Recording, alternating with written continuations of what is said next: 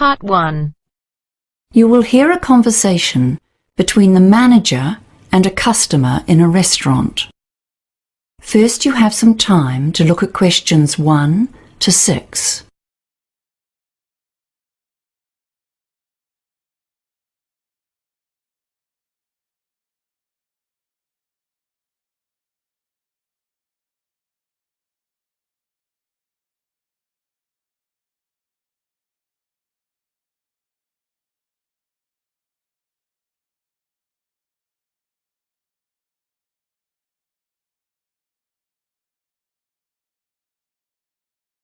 Good afternoon, Delano's restaurant. How can I help you? Hi, can you tell me how late you're open at weekends? Yes, of course. On the weekends, including Friday night, we're open till midnight. Okay, that's great. Do you take reservations? Of course. Let me just get a reservation form. So, first of all, can I have your name, please? Sure, my family name is Mateo. That's M-A-T-E-O? Yes. And your first name? It's Kirsten. Was that Kristen? No, I'll spell it for you. K-I-R-S-T-E-N. Sorry about that. No problem, I'm quite used to it. Okay, I'll just run through all the details about the booking with you. But before I do that, I'd better get your contact number now, just in case I forget to do it later. Is that okay? Sure, it's area code 734 and the number is 6778111. Okay, so when would you like to book? Next Friday? As in the 7th, correct? Yes, at 8 p.m. if you have room for us. Let's see. How many people are you booking for? We've got, let's see, 3 couples, my brother 2, and my parents, of course. So that's 9 adults. And is it all right to bring infants? Yes, that's no problem. We have special seats for them. Actually, we'll have 2 coming. But don't worry, they're well behaved and they'll probably sleep the whole time. They won't need seats. Fine. Just bear in mind that it might be quite noisy in the restaurant at that time. Oh, that's cool. We just want the whole family to be there together for the dinner. Is it a special occasion? Yes, it's my parents' wedding anniversary. 35 years together. That's fantastic. Okay, so to make sure that everyone has a great time on this special day, I'd like to discuss our food options now, so that we can be prepared. Okay, great. I've heard great things about your menu. Yes, you definitely won't be disappointed. Now, is there anyone in the group who has special dietary requirements? Oh, yes. Both my sister and brother have an allergy to nuts. We usually just avoid them altogether. We like to try each other's dishes and it makes it easier. Right, that's important. I'll just make a note of that. Oh, don't worry. They'll remind you for sure. Oh, one more thing I almost forgot to mention. My father's recovering from surgery and for the time being he's in a wheelchair. Are there any stairs or anything that could make it difficult for him? Good question. We do have stairs outside, but we also have a ramp. It shouldn't be a problem at all. We'll make a special place for him at the table. Before you hear the rest of the conversation, you have some time to look at questions 7 to 10.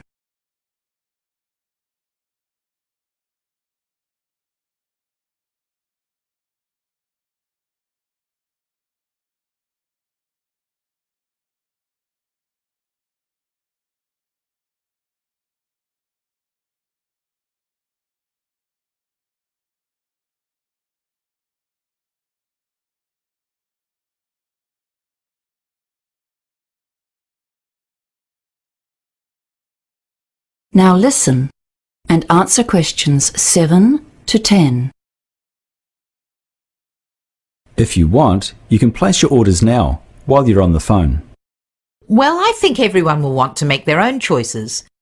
But it might be nice to have a few starters prepared in advance. May I suggest some of our salads? We have a great white bean salad and another with basil and tomatoes. Oh, well, they sound good, but... Or, how about our famous stuffed mushrooms? Yes, those sound good. Could we have them? And maybe something with bread. Do you make your own bread at the restaurant? Yes, our bread is fantastic. fresh from the oven. We serve that with our homemade pesto, if you think you'd like that. What else is there? Well, for something a bit different, you could try our salmon fritters. They always get good reviews. Yeah, they sound nice. Okay, those two will do. And everyone can decide if they want salads or bread when they get there. Wonderful. I'll just write that down. Right, so is there anything else that we can do to make the celebration more memorable? We often do special cakes for these kinds of occasions. Well, Dad isn't supposed to eat much sugar, so what about decorations? Could you set up some balloons or something like that? Absolutely. We've done that kind of thing before. And I don't suppose you have live music. We could request that the band sings their favourite song. Unfortunately, they only play on Saturdays and Sundays. But we can try to make the music special. I'll tell you what, if you can create a CD of their favourite music, we can play it during part of the dinner. Yes, that'd be fantastic. They'll love it.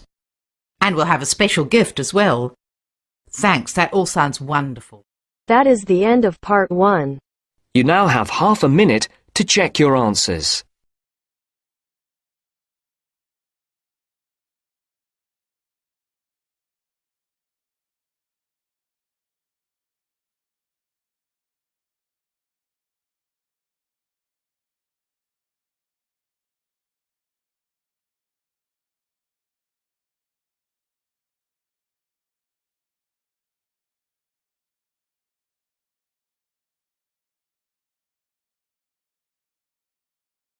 Now turns to part 2. Part 2. You will hear the Human Resources Manager talking to new employees about the rules in the workplace. First, you have some time to look at questions 11 to 14.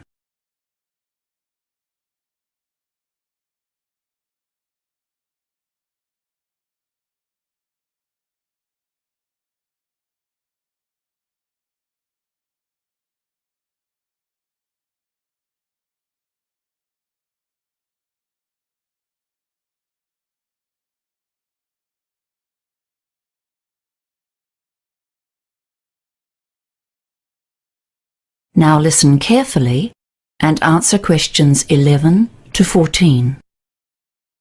Hello and welcome. I'm going to give you a brief induction to working with us at Compass Construction. First, I'll be covering basic health and safety requirements. Next, information about timesheets and pay, and some guidelines around workplace behavior and dress codes. Finally, I'll finish by explaining our emergency procedures. Right, health and safety. As your employer, we have an obligation to take all reasonable steps to ensure your safety at work. This is our responsibility by law, and we take it very seriously. But you also have responsibility for your own safety. That means you're required to follow safety requirements and keep yourself and others safe. Employees who fail to do so will receive formal warnings. So, what happens in the unlikely event that you or someone else is hurt or almost hurt at work? Report it. A serious accident? Report it. Stub your toe? Report it. We also require employees to report near misses. A near miss being a fancy way of saying an accident waiting to happen.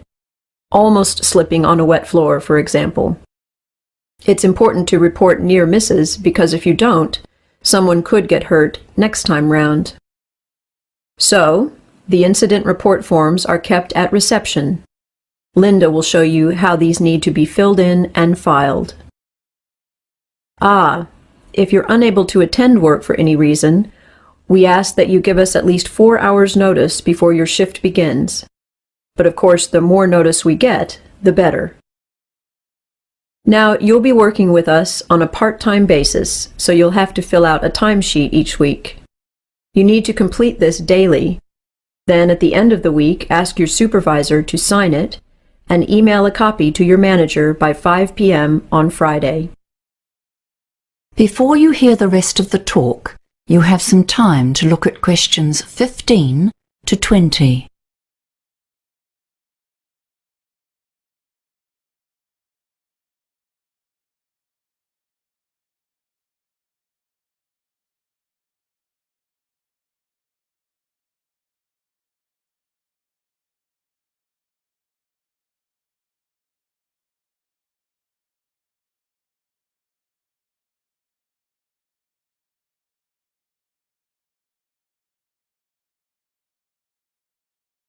Now listen and answer questions 15 to 20.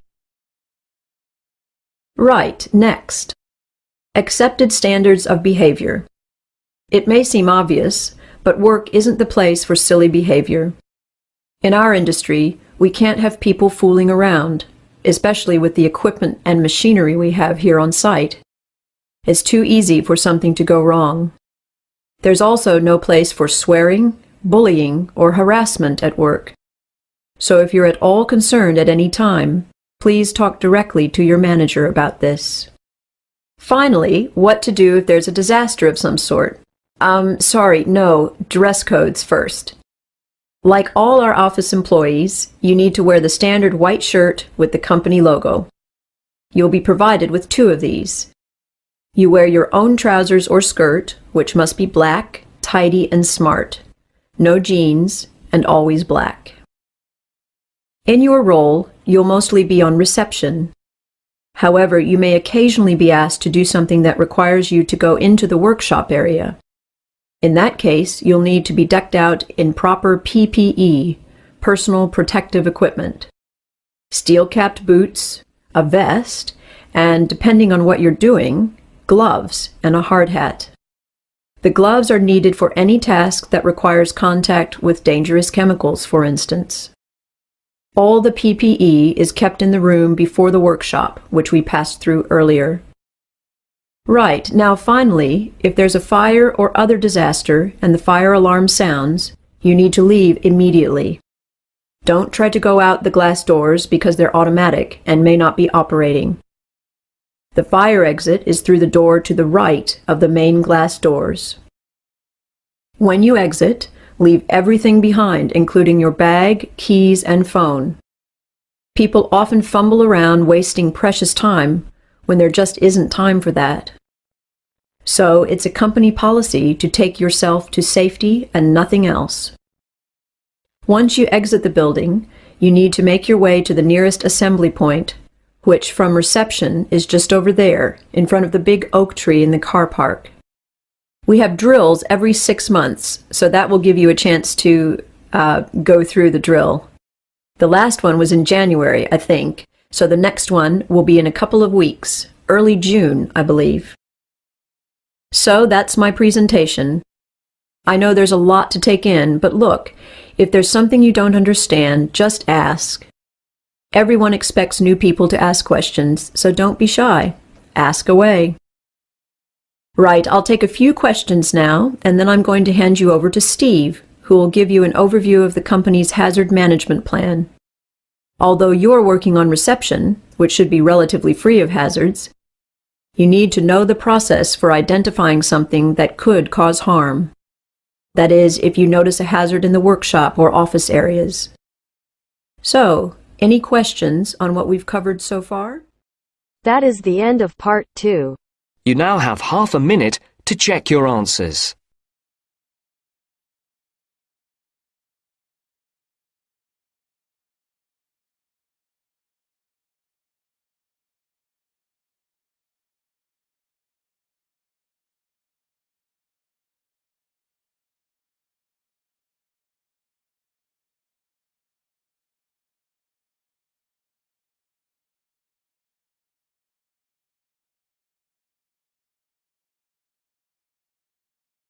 Now turns to part 3.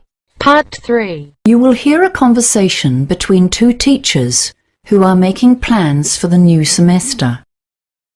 First, you have some time to look at questions 21 to 24.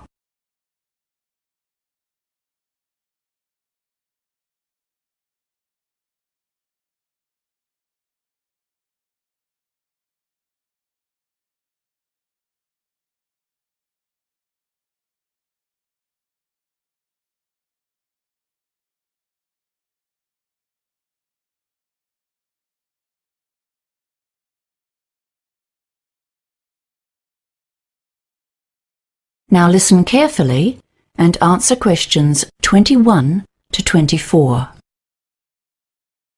Hi, Hannah. How's it going? Are you finding your way around? Yes, slowly.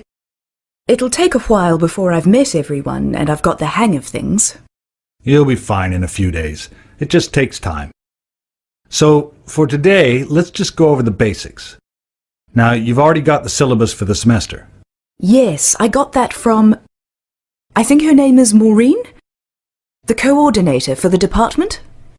Yes, and remember that the syllabus isn't set in stone. We can make alterations to suit our students, but you'll have to tell her about any alterations we make so she can put it in the records.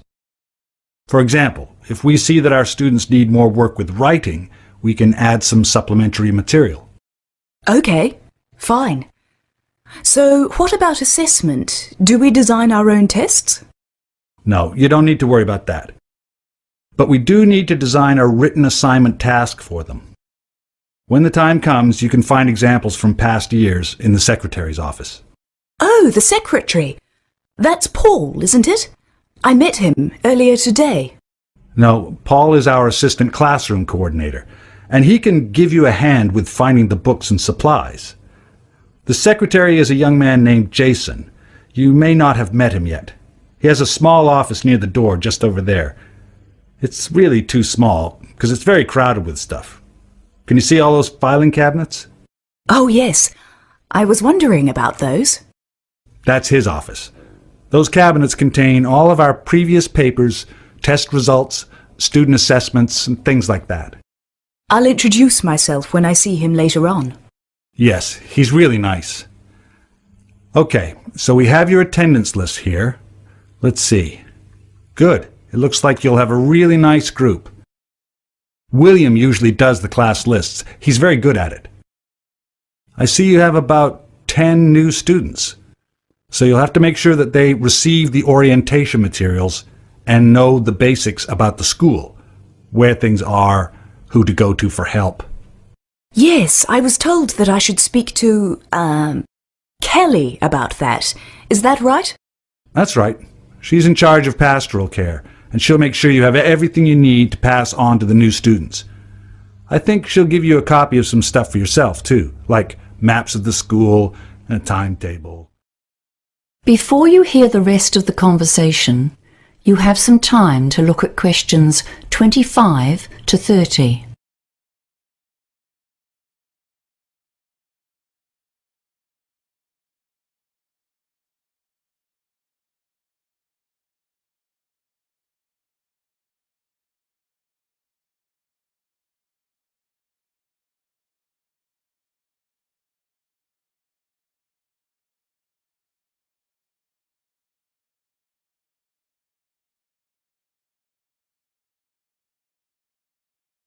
Now listen and answer questions 25 to 30. The syllabus itself doesn't have firm dates for assessment and tests and homework, so I think it's a good idea to hash some of that out today while we're both here. Yeah, for sure. I imagine that we'll have to give the students some sort of introduction in the first week? Yes, you'll give them the course overview on the first day, and that includes information about what they will be doing when and the due dates for all their assignments. Okay. So, how many assignments are there? 2, though we also do some quizzes in class. But before the first assessment, we always give the students a chance to ask questions and ask for help if they need it. So in week 4, we need to schedule brief one-to-one progress meetings. Do we do this in class time? Yep. It'll actually only take a morning. You spend about 10 minutes with each student while the others are doing self-directed study. But we want to make sure that the first assignment is due a week or 2 afterwards. Ideally, they will have started that before the meeting. So what do you suggest? Week 5 for the first research report due date? Maybe week 6 is better, right in the middle of the semester. Okay. So, do we meet them again individually once we've graded their assignments? Not exactly. We will meet with them again, but later in the semester, just to give them some feedback and suggestions for improvement if needed. It's best done a bit later, a few weeks before the final exam. Which is week 12, right? Yes. It's in the last week of the semester, but not on the Friday. It's usually on the Thursday. We usually try to keep the last day free for a class activity, to let the students unwind a bit after the exam. Sounds fun. The weather should be nice by then too. Maybe a picnic outside. Yes. Or we can even take them out to an event or an attraction. Last year we went to the aquarium just down the road. So, how about the marking of the exam? Well, we usually take one day in the week following the final test, usually the Monday or Tuesday, to grade the exams. We all come in and grade the papers together in the common room. That way, if we have a question about a certain answer or grade, we can get advice from each other. That's a great idea. It'll really help me as I'm doing it for the first time. Yes, even people like me who've been doing it for years find it helpful. I see here on the syllabus that the students can't access their results online until week 15. That's 3 weeks after the exam. That's rather a long time to wait. Well, it's actually the week before that when the students receive their final marks. But we don't enter them onto the computer until the following week because we want to make sure they're correct. That is the end of part 3. You now have half a minute to check your answers.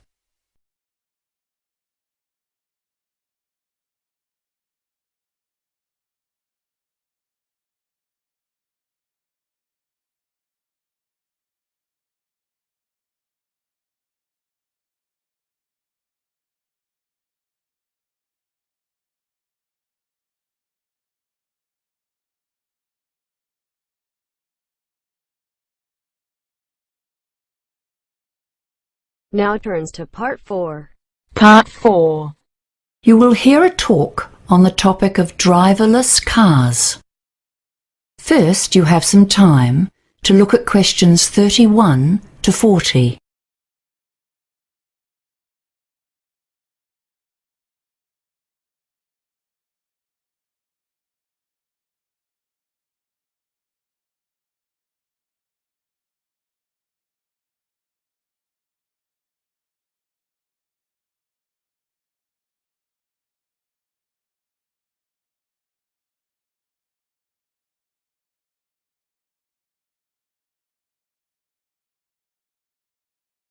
Now listen carefully and answer questions 31 to 40. Hello everyone. Today's talk is about motor vehicle technology of the future, and in particular about driverless cars. So first, what is a driverless car? This is not a simple question, and the British automotive industry has set 5 levels of driver control on the route to truly autonomous vehicles. Level 0, or driver-only, cars are what most of us are operating right now. By that I mean we control the car, by operating the pedals and the steering. And if we lose concentration or fall asleep, we're in big trouble. However, our current Level 0 cars already contain sophisticated megacomputers. Did you know? There are over 70 small pieces of software in your car. They control the accelerator, the brakes, and lots more. But yes, you have to press the pedals, but after that the software takes over to actually operate the vehicle. Okay, so now Level 1, or assisted, cars are already on the market. So what's different about these cars? They tend to have computer-controlled assistance for parallel parking or electronic braking systems. Some companies are also making Level 2 or partially automated cars.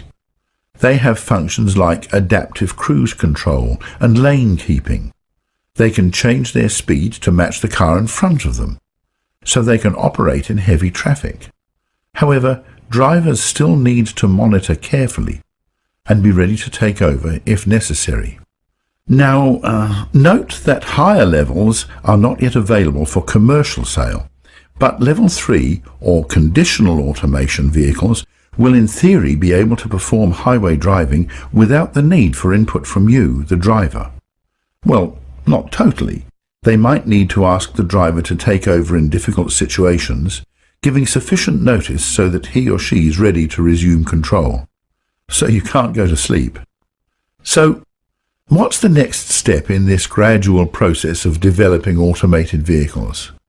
Yes, Level 4, or high automation vehicles. These cars may not have pedals or a steering wheel at all. Can you imagine that? They will be restricted to city environments, but in other ways are not so different from level 5 cars, which will be fully automated in all situations. In this science fiction future, the driver may get into a vehicle, program it, and then sip coffee, sleep, or check the internet while the car propels him safely to his destination. You have some time to look at questions.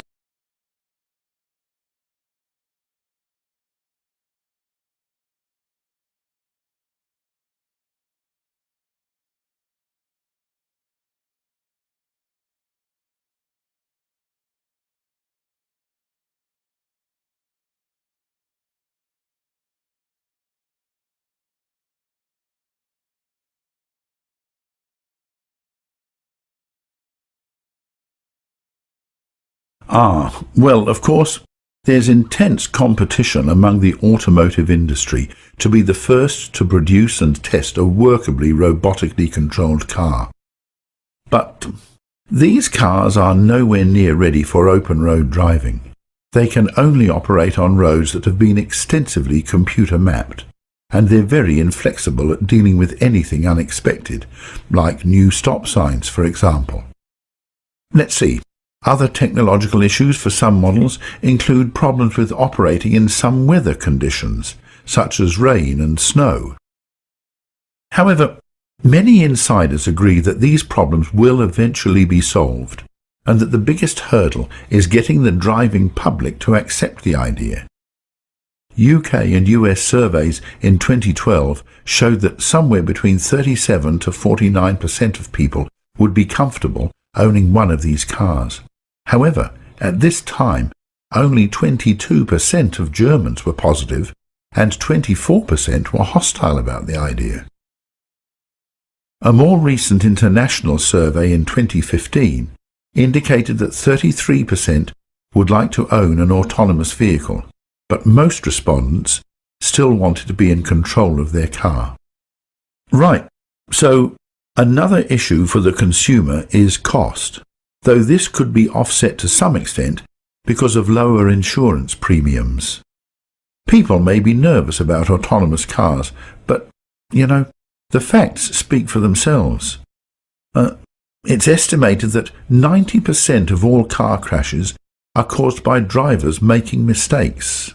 In 2014, in the USA alone, nearly 33,000 people died in cars. Driverless cars could hugely reduce that number. Some people estimate a 99% reduction in car accidents, but that would require 100% of cars to be robot-controlled.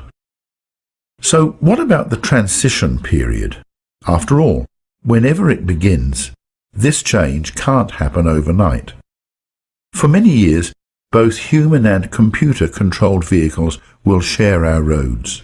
Motorway driving is relatively predictable, but as we know, most cars are driven in complex situations in crowded cities. Even human drivers struggle to make split-second decisions in these situations. How can a driverless car be programmed to deal with crazy driving? But what's the biggest dilemma? It's an ethical one.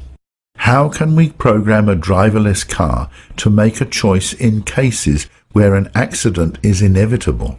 Should the car be programmed to choose the lowest number of injuries, or to protect its driver first?